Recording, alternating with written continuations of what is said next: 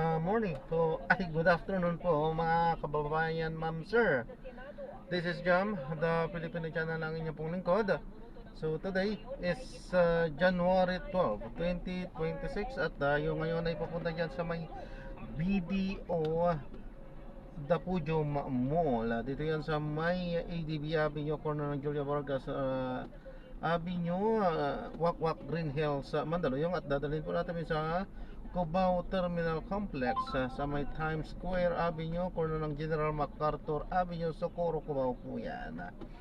Okay po, so magbabalik po tayo mamayang unti po pag nakuha na po natin sila. Disclaimer lamang po, ang content po natin ay kalsada at hindi ang passenger. Kaya naman sakali man po na may marinig kayo, mga pangalan ng lugar, pangalan ng tao, pangalan ng organizations, government o private man yan, ay wala pong kinalaman ng channel nito at wala pong pinapatungkulan. Lahat po ng pinag-uusapan dito ay pawang dito lamang po yan sa loob at wala pong pinapatungkulan sa labas. Okay po, magbabalik po tayo mamayang onte pag nakuha na po natin sila. At samantala, makinig tayo ng mga nagbabagang balita at mga talakayan habang tayo ay papunta doon sa ating pick-up area. Traffic pa naman pero makinig tayo ng nagbabagang balita. Abiso ng mga oil company, 30 centavos ang dagdag presyo sa kada litro ng balance ang supply at demand.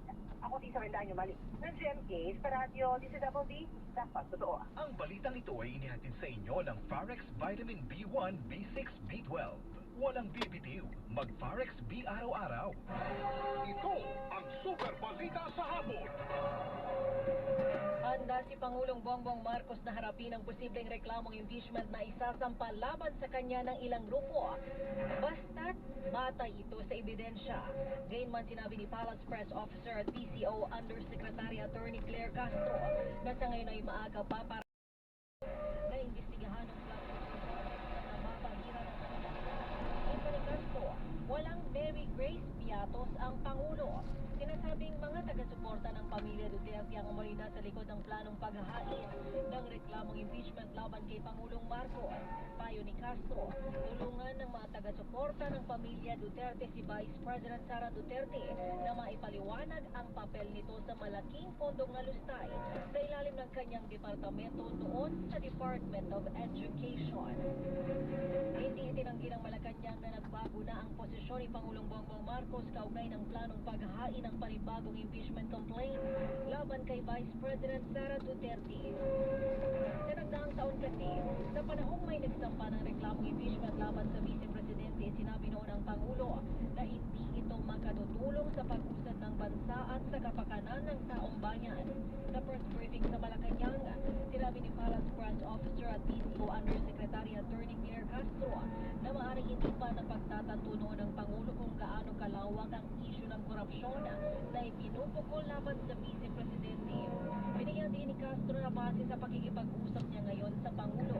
Sinabi nito na kung may pagkakasalang nagawa, dapat lamang na managot. Anya hayaan lamang na tratuhin ang gagawing investigasyon sa isasampang reklamong impeachment laban kay VP Duterte na katulad ng pagtrato sa ginagawang investigasyon ngayon sa maanumalyang flood control project. Hindi pinagbigyan ng International Criminal Court o ICC Pre-Trial Chamber 1 ang depensa ni dating Pangulong Rodrigo Duterte kaugnay ng kanyang pag-apela ukol sa desisyong pagbasura ng korte sa full disclosure o huwag ilabas ang lahat ng detalye ng pag-uusap ng ICC Registry at ng Medical Act. Ang mga taong apektado ng pag-aalboroto ng bulkang Mayon, higit 4,000 na ayon sa NDRMC. Detalye mula kay Isa Avendaño o Mali Isa. Umaabot na sa mahigit 4,000 na individual ang apektado ng patuloy na aktibidad ng Bulkang Mayon sa Albay sa pinakahuling ulat ng National Disaster Risk Reduction and Management Council o NDRMC. Nasa 1,131 na pamilya o nasa 4,141 na tao ang apektado ng sitwasyon. 1,160 na pamilya o 4,092 na individual ang kasalukuyang nananatili sa 14 na evacuation centers. Samantala, umabot na sa 8.64 billion pesos ang halaga ng tulong na naipamahagi sa 1,127 na pamilyang apektado. Kabilang sa mga lugar na may pinakamaraming naapektang residente ay sa bahagi ng Tabaco City, Malilipon, Tamalig o Kamalig, Ligaw City at Ginobatan. Patuloy naman ang koordinasyon ng mga lokal na pamahalaan at mga ahensya ng gobyerno upang matiyak ang kaligtasan at kapakanan ng mga residente habang may na binabantayan ang mga aktibidad ng Bulkang Mayon. Ako si Sarendani Mali ng GMA sa Radyo DCWB sa Patotoo. Ito ang Super Balita sa Hapon. Naghain si Senator Risa Ontiveros ng panukalang batas na naglalayong pagbawalan sa party list system ang mga miyembro ng political dynasty at ang mga contractor ng proyekto ng gobyerno.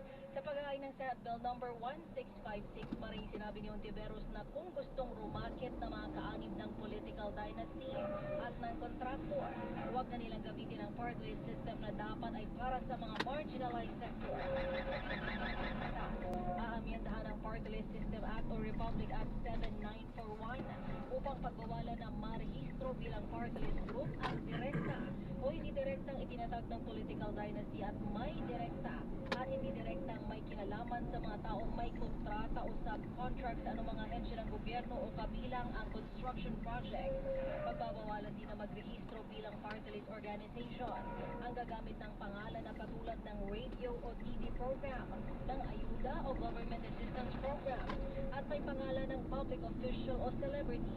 Bawal din kung ang grupo ay para sa isang relihiyon o sekta at kapag pinopondohan ng gobyerno. Nasa panukala rin na huwag limitahan sa 3 ang kinatawan ng party list group sa Kamara para raw malubos ang representasyon ng mga sektor. Super Balita sa Hapon. Balikan natin ang ulo ng mga balita. Tingil sa kuryente ng Meralco bababa ngayong Enero. Dagdag presyo sa mga produktong petrolyo ipatutupad ng mga kumpanya ng langis bukas. Pilipinas nakatakdang mag-export ng 100,000 metriko tonelada ng asukal sa Amerika. Pangulong Bongbong Marcos handang harapin ang posibleng impeachment complaint laban sa kanya ayon sa Malacanang. Posisyon ni Pangulong Bongbong Marcos sa planong paghain ng reklamong impeachment laban kay Vice President Sara Duterte. Nagbago na ayon sa Malacanang. Pangulo sinabing dapat lang managot ang Vice Presidente kung nakagawa ito ng kasalanan. Ingat po, ma'am. God bless po. Dating Congressman Zaldi ko hinahanap ng Double check po mga gamit, ma'am. Ako na nagkato ni dating Pangulong Rodrigo Duterte sa pagkasuhan ng International Okay po. Criminal Court sa kanyang kahilingan na Ayan, so na-drop na natin sila. So maraming salamat po sa panonood. Hanggang sa muli, ingat. God bless. Paalam po muna. Pansamantala tayo ay gagawa na ng ibang video sa ating susunod na mission. Paalam po. Nakalimutan yata natin mag-play. Oo, nakalimutan nga natin. Kanina. Paalam po.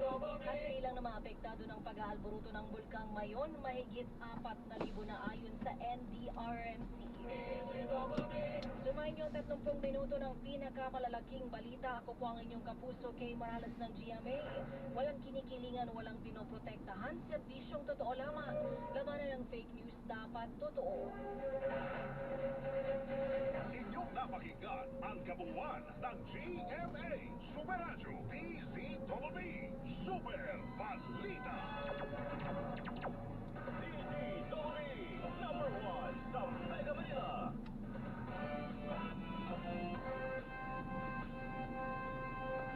May paninindigan, matatag maaasahan. Super Radio 594, Kapusong Pilipino, lahat Super Radio.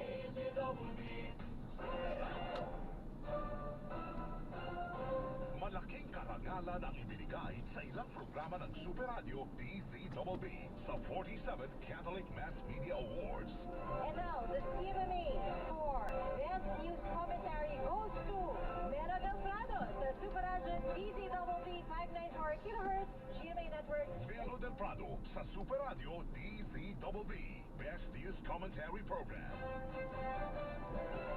And the CMMA for Best Educational Program goes to Pinoy MD sa Super Radio DZWB.